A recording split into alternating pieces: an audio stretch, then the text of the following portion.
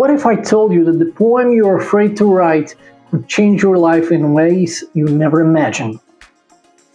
Right now, there is a story sitting inside you. Maybe it's about heartbreak, wonder, frustration, or that perfect moment when sunlight hits your coffee cup just right and it's waiting to become something beautiful.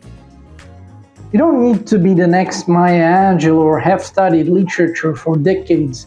You just need to be brave enough to put one honest word after another, because the world needs to hear what only you can say. Hey everyone, I'm Adam Smith, and today we're talking about something that might seem intimidating, but it's actually one of the most accessible creative acts you can do: writing your first poem. Now, I know what some of you are thinking: poetry, that's not for me, I'm not artistic, I don't understand all this flowery language stuff, and I get it. But here's the truth: poetry isn't about being fancy or intellectual, it's about being human. It's about taking the messy, beautiful, complicated experience of being alive and finding a way to make sense out of it on paper. Writing your first poem is one of the most accessible and rewarding creative acts you can undertake. Costs nothing, requires no special equipment, and can be done anywhere in just a few minutes. Poetry helps you process emotions, capture fleeting moments, and discover new ways of seeing the world around you, while also improving your overall writing skills and emotional intelligence. So today we're going to break down exactly why you should write that first poem, and more importantly, how to actually do it without getting paralyzed by perfectionism. Let me start with why poetry matters, especially in our digital age where everything moves at lightning speed. First, poetry slows you down. In a world of 15-second TikToks and instant notifications, poetry forces you to pause and really observe. When you are looking for something to write about, you start noticing things differently. The way shadows fall across your desk, the sound your neighbor's dog makes at 6 a.m., the specific shade of tired in your friend's eyes. Second, poetry is emotional archaeology. It helps you dig into feelings you might not even know you have. I remember writing my first poem about missing my childhood home. Halfway through, I realized I wasn't just missing the house. I was grieving the version of myself that used to live there. Poetry has this amazing ability to surprise you with your own insights. Third, it makes you a better communicator overall. When you practice distilling complex emotions and experiences into precise, meaningful language, it improves everything else you write. Your emails get clearer, your text messages become more thoughtful, you learn that the right word and the right combination in the right place has incredible power. But here is maybe the most important reason: poetry gives you ownership of your story. In a world where everyone's trying to tell you who you are and how you should feel, writing poetry is an act of radical self-definition. It's you're saying, this is my experience in my words, and it matters.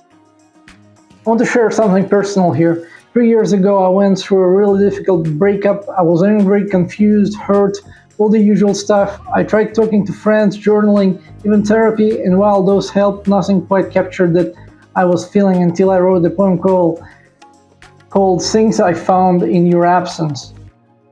It wasn't a good poem by conventional standards. It probably broke every rule in that poetry handbook, but it was mine. It was and honest, and writing it helped me understand what I was really mourning wasn't just a relationship, but a future I had imagined. That poem became a turning point in my healing process. By the way, if you'd like to get a free first-timer poet ebook, you can have it for free in the link below. Now let's talk about the barriers that stop people from writing poetry, because I guarantee you've felt at least one of those. The biggest one is, I'm not creative. This is nonsense. You're creative. You choose what to wear every morning. That's creative. You decide what to make for dinner. Creative. You tell stories about your day. Creative. Creativity isn't some magical gift bestowed on the chosen few. It's a muscle that everyone has, and poetry is just one way to exercise it. Then there is the "it has to be good" trap. Forget good. Your first poem doesn't need to be good. It needs to be honest. It needs to be yours. Some of the most powerful poetry ever written would fail at a high school English test. Emily Dickinson broke grammatical rules left and right. E. Cummings invented his own punctuation system. William Carlos Williams wrote a famous poem about a red wheelbarrow and some chickens. The fear of vulnerability is another big one. What if people judge me? What if they think I'm being dramatic or self-indulgent? Here's the thing, vulnerability is not weakness, it's courage, and you don't have to share your poems with anyone if you don't want to. They can live in your notebook, your phone, or your computer. Writing for an audience of one yourself is completely valid. Finally, there is the I don't know where to start paralysis. This is the easiest one to solve, and we're going to do it right now. Alright, let's get practical. Here's exactly how to write your first poem step by step. Step 1. Choose your moment. Don't try to write about the meaning of life or world peace. Start small and specific. Think of a single moment, feeling, or image that stuck with you recently. Maybe it's the way your coffee tasted this morning, or how quiet your apartment feels on Sunday afternoons, or the next message you have been meaning to send but haven't. I'm going to give you 5 specific prompts to choose from. First one, write about something you lost. Second one, write about a sound that annoys you. Third one, write about the last time you felt completely peaceful. Fourth one, write about someone you see regularly but have never spoken to. Fifth one, write about a place that feels like home. Step number 2, just describe it first. Don't worry about making it poetic yet. Just write down what happened, what you saw, what you felt. Use simple, concrete language. If you're writing about losing something, don't start with metaphors about the ocean of grief. Start with, I looked in the drawer where I always kept my grandmother's ring, and it wasn't there. Step 3, find the specifics that matter. This is where poetry lives, in the details that only you would notice. Not just I was sad, but I was the kind of sad that makes you forget to turn on lights when it gets dark. Not just beautiful sunset, but the sky looked like someone has spilled orange paint in water. Step number 4, play with line breaks. Here's where poetry becomes poetry. Take your description and think about where to break your lines. Line breaks create rhythm, emphasis, and meaning. They are like commas and periods, but more powerful. For example, instead of I looked in the drawer where I always kept my grandmother's ring, it wasn't there. You might write, I looked in the drawer where I always kept my grandmother's ring. It wasn't there. See how breaking it up changes the rhythm, makes you pause at my grandmother's ring before hitting you with it wasn't there? Read it out aloud. This is crucial. Poetry is meant to be heard, even if it's just for you.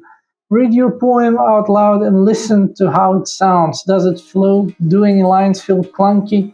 Are the places where you naturally want to pause or speed up? Step number 6. Don't edit yet. This is the hardest step for most people. Resist the urge to perfect your first poem. Let it exist as it is at least a day before you start changing things. First poems like Polaroid pictures, they need time to develop. Let me walk you through a quick example. Let's say I choose the prompt, write about a sound that annoys you. First I'll describe it. My upstairs neighbors practices violin every morning at 7 a.m.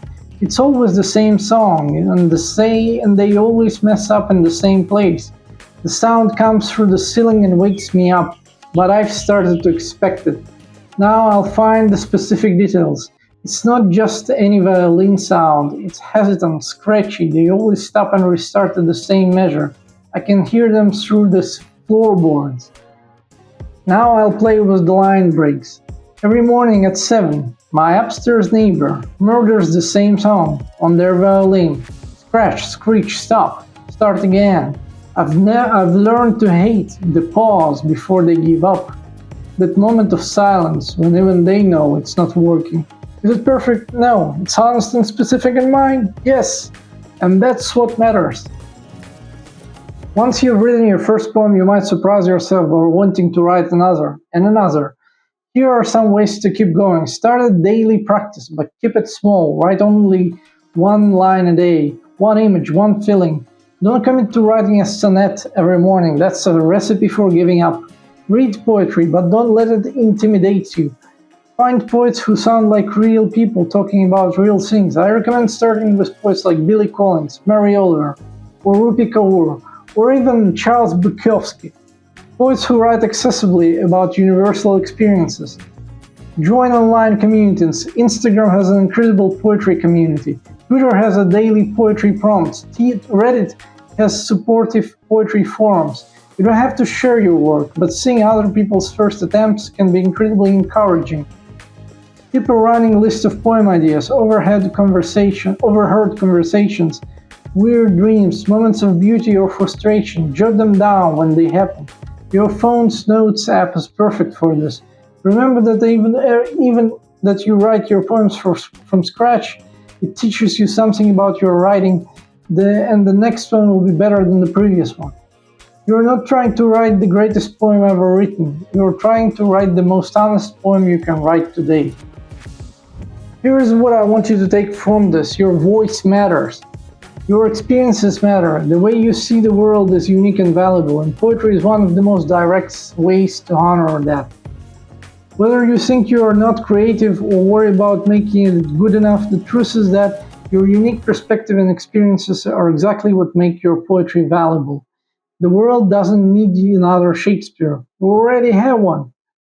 The world needs the first you. So here's your challenge. Before the video ends, choose one of those prompts I gave you earlier, set a timer for 10 minutes, write your first poem, don't edit, don't judge, just write. And if you do write something, I'd love to hear about your experiences in the comments. You don't have to share the poem itself, just tell me what it feels like to write it. Remember, the poem you're afraid to write might just be the one that changes everything. The only way to find out is to write it. Thanks for watching, and I'll see you in the next video. Now go write something beautiful. Cheers.